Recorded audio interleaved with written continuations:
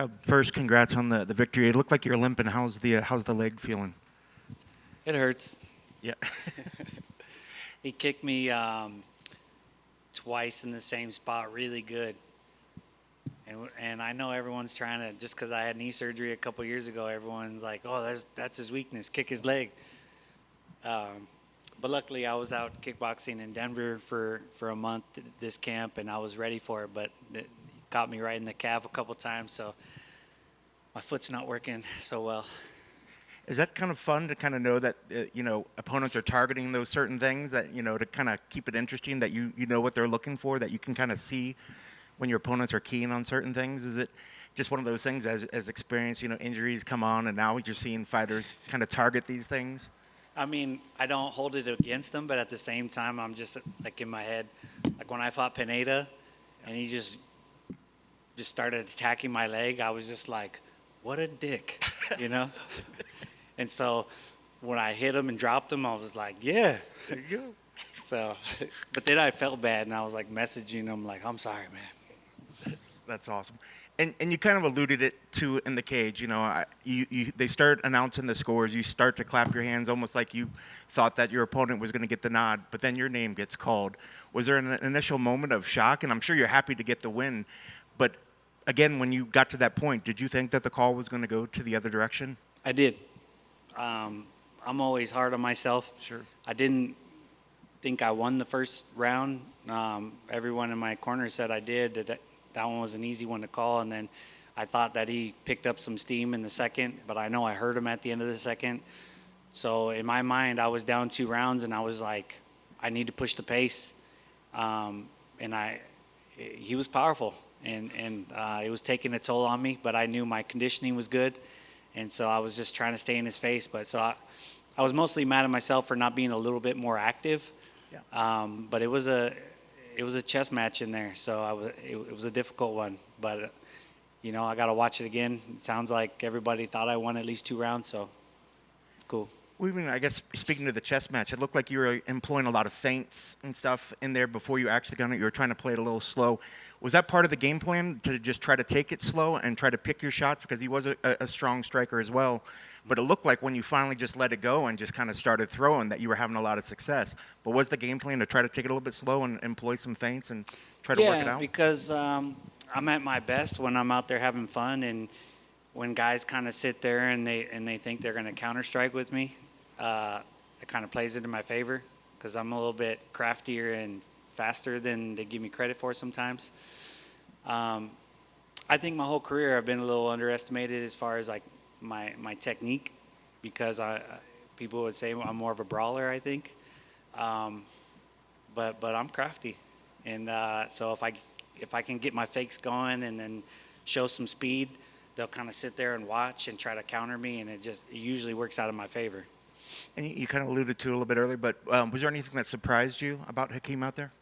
Yeah, I thought he did a really good job of keeping his leg out there. I thought it was going to be easy to take when I watched film on him, but he kept pulling it and then countering me with kicks, and I was like, damn. I really thought I was going to be getting those easy. And so that really impressed me. And then, he showed up. He was a dog tonight. He wanted to get it. And, I wanted to trade with him, but I needed to make sure that I was getting a little bit better of him out of every exchange. Did you guys exchange any words after the fight? Yeah. I told him I'd buy him a beer after. No, I said I was going to give him a big hug, and he said he'd buy me a beer. That's what happened. But, it's always, he was mean mugging me, and that's kind of how I've been my whole career. Yeah. Give a little intimidation, and, there's 2 alphas out there, so, but at the end of the day, when no one falls, you got to respect that person, you're like, all right, you're cool. And then last thing for me, at the very end, after your arms are raised and you're called, the camera goes to a shot of your family. How special was it to have all the little ones there watching you and cheering you on as well? It's even sorry, there's some fans out there. Yeah, you deserved it. My kids being here is a little bit extra pressure. Yeah. But 2-0 now when they're here. So I know it's always going to be a question, but like I said, I wanted them in the building because I wanted to see them right away. Yep. But for them to be cage side's a little scary. Yeah. But like I said, I feel like it's important for them to see it's real life. You win, you lose. Because at this age now, they're able to fully understand what you do, you know, the wins and the losses and the damage you take, and why Daddy looks the way he does when he comes home, right? Yeah, it's kind of painting the full picture. Yeah. But yeah, I just want them to be proud of me, and you know, just know that's what I love about this sport is I'm trying to teach them. Is it like it could teach you so many lessons? You know, unfortunately, there's a lot of fighters that I don't think ever learn those lessons, but there's tons of lessons to be learned, and I'm very appreciative of that. Thanks, Cub. It was a lot of heart, man. It was a great performance. Cub, to your right over here. Just wanted to ask you a question about Vicente Luque, if I can. As a veteran fighter, you may have a perspective on this. He had a bleed on his brain after his last fight with Jeff Neal, and he was out for the full year, and there was a talk that he couldn't fight. You know, I know it takes a lot of courage to get in there, do what you guys do. But in that situation, can you imagine, as a father like he is and as a husband, that he had to go out there and fight that way with knowing that, hey, you know, the commission's going to stop the fight at the first sign of trouble, and just the courage and kind of commitment it would take for a guy to fight under those circumstances? I mean, yeah, it's terrifying. You know, especially as you get older and you have kids, you're like, there's more to life. You know, I had a similar situation. I had the whole left side of my face broken. If you watch every time I fight, I always ask, can you put more Vaseline on this side? I have plates all around my face. And to go back in there 4 months after that, you're like, I could do it. That's like the craziness about us. Like, I could do it. But then when you're backstage, you're like, you better do this. You know, the reality creeps in, and you're like, man, all right, you better be sure. So I'm sure that backstage he was sweating it a little bit, but you know, that's what makes us warrior. I mean, and that's what we all got to be proud of about ourselves, is that when it comes time to it, we step up, we make the walk, we put it all on the line every time. Just one quick follow-up to that. Does it change once you get hit the first time? Like when you had your surgery and you went back in the ring, you get hit the first time, does it go out of your mind? Does it change? Then you know, okay, I'm all right? Yeah. I mean, once you get going, for me, it's backstage. Once I flip that switch, I feel indestructible. You know, and that, for me, that's a very hard process. You know, it's like,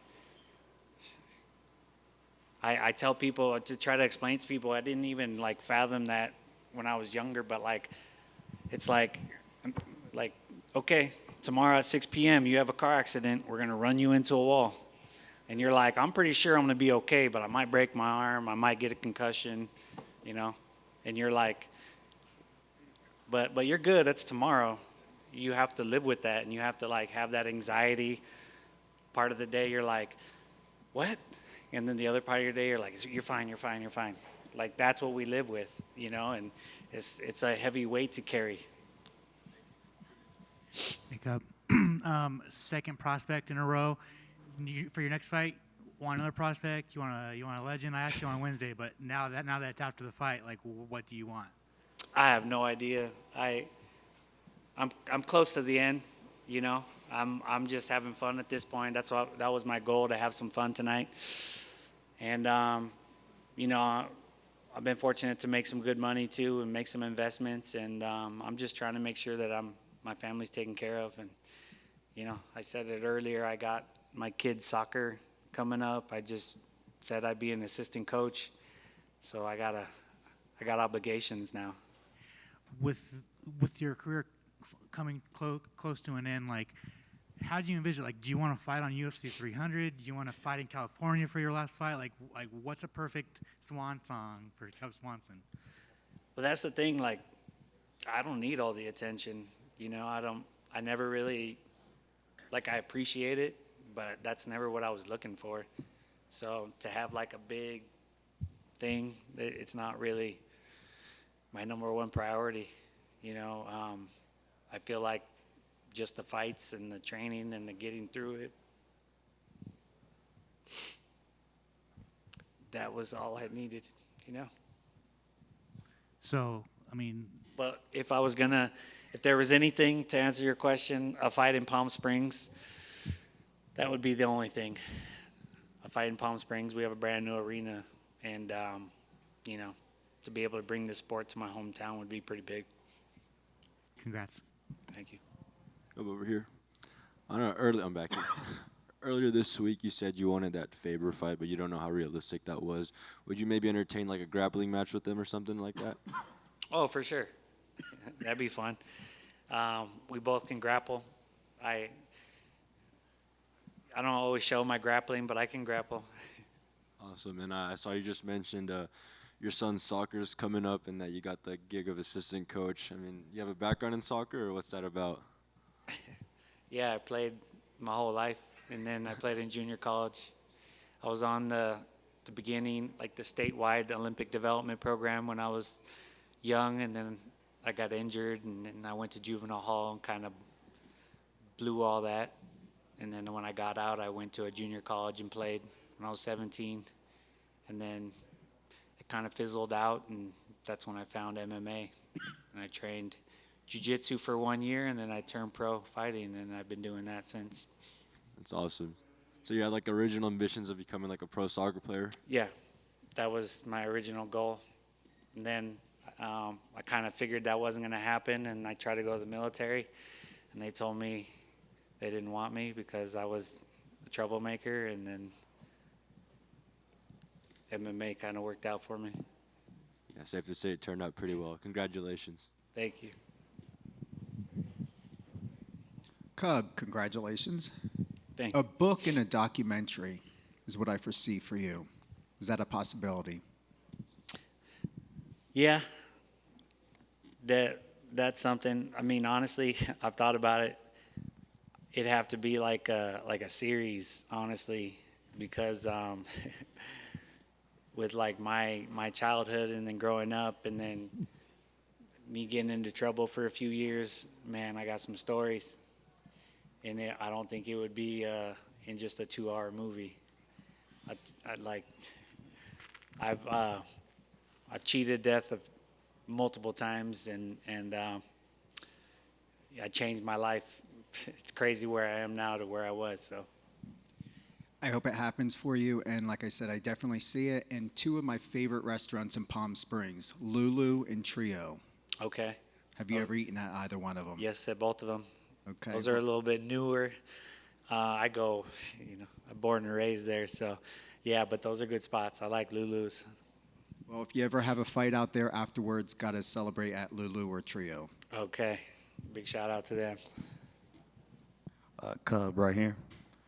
Yeah. Going off back to the movie and TV question, you've been in the game for a minute, almost 20 years, and you about to retire.